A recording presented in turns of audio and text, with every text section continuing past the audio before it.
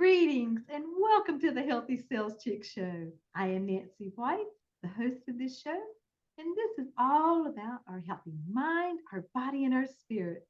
And we need to nurture all three every single day, for one of those areas are going to start letting us know about it. As my dear friend Paula Fellingham and the founder of Win Win Women always says, we welcome you with open arms and open hearts. I have a question for you. Are your cells happy and healthy from head to toe? They just might need a little refreshing makeover every once in a while. I love having amazing guests. And oh my goodness, the beautiful woman we have this evening is just somebody that becomes a great resource, not only for us, but to share. And so we have Anna Maria DiDio, and we're so grateful and happy that you're with us, Anna Maria. Thanks so much. Yes. Oh, well, I want to tell just you a little bit of information about this amazing woman. She is, and you don't hear about this very often, but you need to share her. But she is an adoptive mother and children's author of adoption themed books. Don't you always know people that want to have questions answered? They want to know about the journey. Well, I'm going to tell you, Anna Maria is one of those resources that you want to keep with you. We are going to discuss the trauma is part of every adoption, and this trauma affects the whole family. So, with open communication, blended families can thrive. Again, just a little bit of background about Anna Maria. She is an MSW. She, again, is an adoptive mother, and she wants to really encourage honest conversations between parents and children. Anna Maria has an interesting topic that we might touch on a little bit more, but it's LIFE, but Adventures in Children's Books. This is her Life Adventures in Children's Books. And I just found out she's got another one she's working on. But her books are a series that features stories about adoption from the point of view of the child. Don't you know? We need to know. We always think we know, but until you hear it, you really don't know. And it all started with her memoir, Love at the Border. Anna Maria holds a BA in psychology, and she also has an MSW in families, specialization from the University of Pennsylvania. She is the mother of two young, wonderful women. They're beautiful. And it is at her most creative when she's traveling and experiencing new people. Don't you love people that never meet a stranger? She's one of them. And she always loves going to new places to do things and to eat yum yum and then writes about it. She lives in Philadelphia with her husband. And I was just doing a little bit of research before our show, and approximately 128,000 children are adopted every year in the United States alone. But Anna Maria, with all your experiences over the years, what has led you to this time in life? Well, thank you so much for asking that. Our adoption journey began with infertility, as many couples do. So we really wanted a family, and wonderful medical intervention finally resulted in a beautiful baby girl. But then adding to that family was just not going to happen. So we turned to adoption, but the years were passing and the time for an infant passed us by. So we began to look into adoption, and through just some happenstance, came across an agency that was sponsoring children from Mexico at a summer camp at a local church. And at the bottom of the article, it said, these children are available for adoption. So I could see all these kids in the age group that we were looking to adopt, like 5, 6, 7. So we started the process, and literally it took 2 years, but we did start the process. And 2 years later, we adopted a 7-year-old girl from an orphanage in Cuernavaca, Mexico. So that's really how the journey started. So and I decided to write about it in the memoir. So the whole process, how we came to the decision, what that meant for our family, how an adopted child fits in a family with a biological child. So there were all kinds of interesting issues that I wanted to write about, and I did that with my memoir. That is wonderful. And all those different dynamics also, like you're talking about, from your husband's point of view, from your daughter's point of view, from friends and from, family and all Mhm. those different. Did you have a good support system, or have you found or developed, a good support system for We adopted? we did over the years. It was initially not so much, Mhm. and that's probably one of the reasons, I ended up writing the children's books because, the myth of adoption has really been perpetuated for years. And by that, I mean, excuse me, that love will solve everything. And love is certainly at the heart of every adoption. And it's a wonderful component every family needs. But every adoption begins with trauma. And at the time, I really didn't understand that, know it, or appreciate it. So people, the narrative and the what people say, oh, she's so lucky to have you as a family. You're such a wonderful family. She's so lucky to be part of your family. And I bought into that for years, thinking this is the greatest thing that ever happened to her, happened to us. But as I began to really watch and understand her behavior, I could see that she was manifesting these trauma behaviors. And it was not, easy sailing. And we really needed to cope with it and understand it. So that's the reason that I started writing the books, as a way for uh, adoptive parents first to recognize the love that brought them all together, but also to understand this aspect of trauma and how that manifests itself in everyday life within a family, and then how to deal with it, how to talk to children about it, and acknowledge and validate their feelings. Well, Anna Marie, and so you're right, because people think about, oh, it's great, you've rescued, you've taken somebody Yes, in and exactly.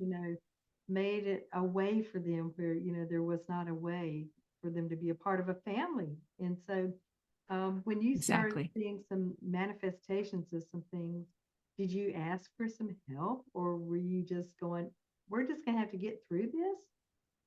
No, that's a very good question. So we had a number of strategies that just became stronger over the years. Mhm. And I would recommend them to any couple that's thinking about adoption, that first network with other adoptive families, just to see and chat, see what their experience has been. Every adoption is unique. Every adoption is different. The age of the children, whether or not there's biological children, um, where they live, single parents, mother, father. So everything is unique, but in talking to other parents, there's a lot to learn there. Secondly, then do your research.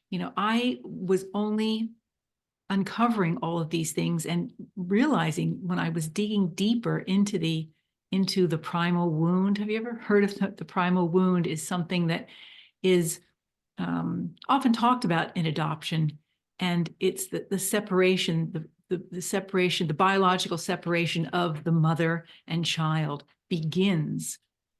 uh, begins the process.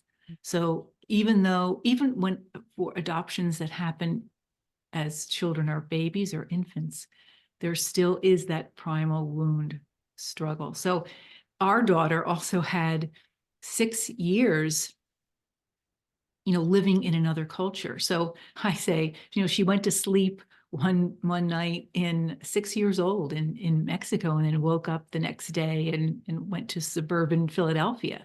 So that would be tough for any kid. But again, I don't think I fully understood, the trauma related to all of those things. So anyway, network with other couples, research, and then as we began our journey, we started with a therapist, and then that therapist changed as she grew and her challenges were different.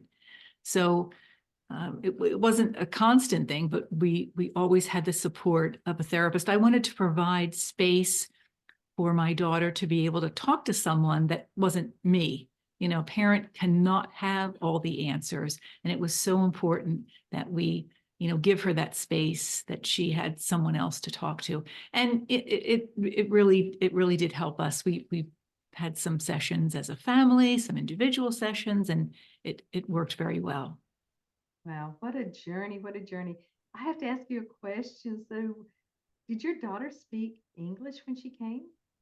She did not. And at one point she lost her Spanish within about 3 or 4 months. And that's Wow. how quickly children adapt and children learn. And at one point, again, the trauma, the anger was coming out. Why did you, and asking this in English, why did you adopt me if you didn't even speak Spanish? So she could feel that loss. And that was just, another thing another part of her that was lost.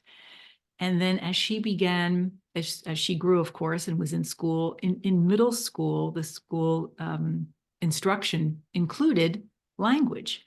So she started to hear her language again in, fifth, sixth, seventh grade, and then continued on into high school.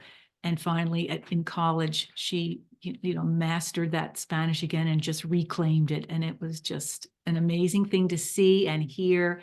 And her whole her level of confidence and her whole self just changed. So that was definitely a part of it. Wow. So, did anybody in your family learn any Spanish as well? My daughter. So we traveled to Mexico. And at one point when we went to Mexico, we traveled there to stay connected. We stayed connected with the women from her shelter, from her orphanage for many years. And my older daughter, who's our biological child, spoke Spanish. And then our adopted daughter did not speak Spanish. And that really confused everyone in Mexico, wondering why does this Mexican looking girl is not speaking Spanish? What is happening here? So it was very interesting. But she, as I said, she did master it, reclaim that, and it was wonderful. Wow. So, there is a lot of things that you learned on the run. Just, Yes. you talk about on the job training, on the job family, and just learning, as you went. So, um, and I know that she's got so many different things now that she has gleaned and has gone through that healing process. Because even if somebody whose mother died or whatever, it's still a rejection when you're talking about the separation. You know, whatever caused that separation, it's still a form of rejection. And because I can remember when my father died when I was 9 too, Anna Maria, Mm. it was like that kind of rejection, even though it wasn't his fault, but still, it's an emotion you have to go Work through. through it. Yes. Absolutely. So when you're talking about, open communication, what if, your daughter didn't want to talk? What if she, didn't want to have some of the open communication? Did you go through times or seasons like that when she just shut down? Well, that's in my book. One of my books, the second book, is called How I Wonder Where You Are.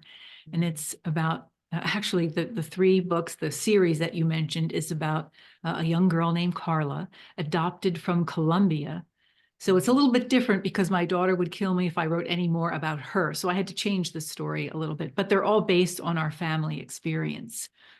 And the really the message that I wanted to convey in that book is that for children that are adopted, again, the love does not take away the pain of the family that is unknown to them. So they're wondering where they came from. Who do they look like? In one scene in the book, they're out shopping, and the older, similar to our family, the older daughter looks like the family, the parents, but the younger daughter who is adopted does not look like them. So these are questions that children need to be free to ask and openly have discussion about. And it's not a slight, it's not a rejection of the adopted family in any way, but it's this child working through their trauma, getting these questions answered. We try to celebrate as much as we could her Mexican culture, her heritage. We did provide tutors to get that Spanish, rolling. She wanted that, and we tried to support that as best we could. So these are things that I'm trying to encourage these adoptive families to balance very carefully.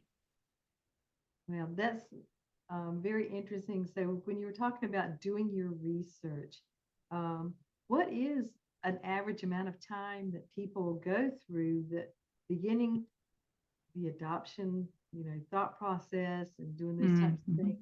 So during that time, would you suggest some other things that you might have done a little bit differently during that 2-year time? Well, the agencies that we were working with, one went out of business, but the agencies that we were working with suggested many adoption books. Research is so much easier now than when we did this many, many years ago. So the information was not as readily available. I remember going on vacation when our daughters were very young and just lining my suitcase with books, because either there was no Kindle or I didn't have one or something, but I was bringing all these books. And that's when the light was dawning that there were other families experiencing difficulties with the children transitioning to an adoption arrangement or adoption situation. So it's very beneficial to do that research. Wow, that's just amazing, good information too, because I think knowledge is power. Knowledge, wisdom, understanding, putting those three things together about anything that we're really doing and venturing out in, especially when you're going to be affecting a lot of lives. It's really Yes. not just, yours and your husband and your daughter. And so when you are looking back too, did you see things that were outside your home that had like a negative influence on her that you had to explain sometimes, or to be able to say, this is people don't understand? Did you have any? Because I know Well, bullying is around anywhere at any mhm, time. mhm. Well, the world has evolved, and maybe social media is part of all this, but everyone feels the right, the obligate when they see something to comment on it. So Mhm. there were many times where we would be in line, or at a restaurant, or trying on clothes at a department store, and people would say the rudest things. I would, one daughter would say, "Oh, my sister's in there," and someone from the store would say, "Your sister, she doesn't look anything like you," or that kind of thing. It was always so surprising to me that people would be so bold as to just make these comments, and they would often prompt family discussion, and you just learn. Excuse me. Yep. You can give people grace and space, sometimes, and sometimes there's, just like you said, there's ignorance and they've never experienced something like this before or had the exposure, and some people just don't think before they speak. Right, right. Mhm. But no, it's just been an amazing journey, and to see her grow, to see both of them grow. Remember, the older one was an only child for 8 years. And so that was also a learning for her to share, again, then social media and whatnot. They would borrow one another's clothes and then post a picture of them wearing it on Facebook, and that would then the fights would break out. So it's so they had to learn No drama, right? not zero. They had to learn to exist together, and that was good for both of them. It's funny, our younger daughter, of course, coming from an orphanage, a shelter with like 50 kids, when she arrived in our home, one of the first things she said that a translator helped us when she was there the first few days. And I said, what is she saying? And the translator said, she said she's bored. So I thought, oh, well, that makes perfect sense. She's with 50 kids day in and day out. There was a pool there. They had, of course, the weather was always beautiful. And here she's in a home with just one other child, and she doesn't know anyone else in the neighborhood. She can't speak the language. What is she? So I thought, oh my goodness. So, as much as I tried to plan things, it was not as exciting as what she was used to. Board. I know I can remember a mother telling her kids, I think it was during summer vacation, and some of them said, oh, we're bored. And she goes, oh, let me find something for you to do. And they ended up cleaning out closet. They ended up doing all kinds of different little chores and stuff. They learned really quick not to say, I'm bored. Right, right. Oh, But the wow. learning curve for me was also so interesting. I can remember that we had a back to school night, and very early on in the process, and the children's artwork was displayed, in the hallway. And the theme of the project was for the children to draw someone in their lives that was important to them. So, it was that first year, and I thought, oh, this is so fantastic. I was like almost running down the hall expecting to see my likeness on the, no, it was someone else. It was another teacher or something that she connected with some other. And I thought, this is so interesting. Just wake up. This is a long process for our daughter to really come to terms with being in our family. And it was not an overnight, gee, this is great. So what? She had her own room. So what? It was just, that was not important. It just, again, it was just a long process. And that's what I try to convey, in the books, these questions and tantrums, and children say mean things. You're not my real mother, or things like that. I mean, that is a very typical statement that I've heard from many, many adoptive families. But these are the behaviors that are the result of this transition, this trauma, and grief and loss. All of these feelings are very complicated and have to be worked through. Absolutely. And acknowledging, because we want to correct things, especially Mm-hmm. women. I mean, we're fixers. And so, Right, you know, we, exactly. and they say something, you have to acknowledge that's the way they really feel and that's the way they really think. Um, and so just being just like that communication, like you were talking about, how important it is. Just keep that open communication and let them feel, you know, there's nothing that you can't tell me. And I can remember even when my children were growing up too, and especially my son, when I said, I know people are going to try to get you to smoke. I know they're going to try to get you to drink, whatever. I said, you tell them your mother will kill you. I said, you blame me. You put the fault on me. And so, I won't have a place to sleep anymore or whatever. So, but I think, did you see that time when that transition sort of came through where she just really saw you as a protective, loving? Well, you said something just a moment ago that was very, very important. And let them feel. So, as you said, women are fixers. As the adoptive parents, we wanted everything to be okay, but we had to let it, all those emotions run their course. And it's not a straight line either. We'd have good days and bad days, and to just not react in a negative way to those feelings was very difficult.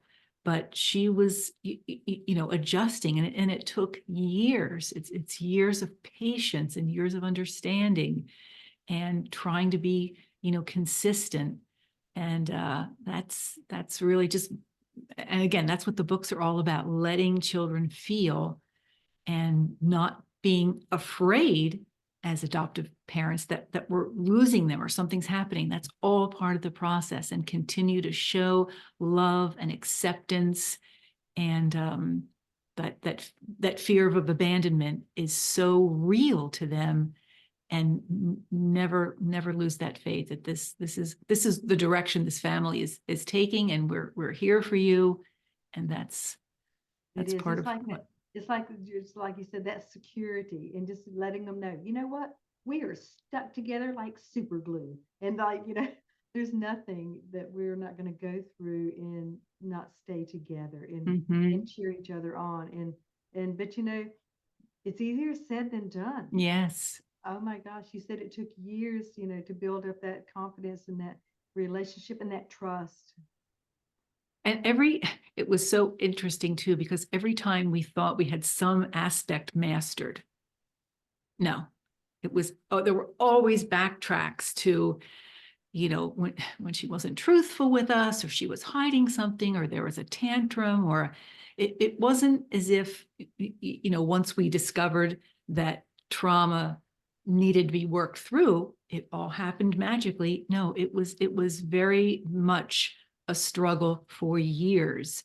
And it's so difficult to maintain that level of love and support and reinforcement that this family is, you're right, here through thick and thin. We're going to see it through. And there's just so much doubt, but it's I can say all these years later that we are somewhat through it, but And, and just she's like, doing very well.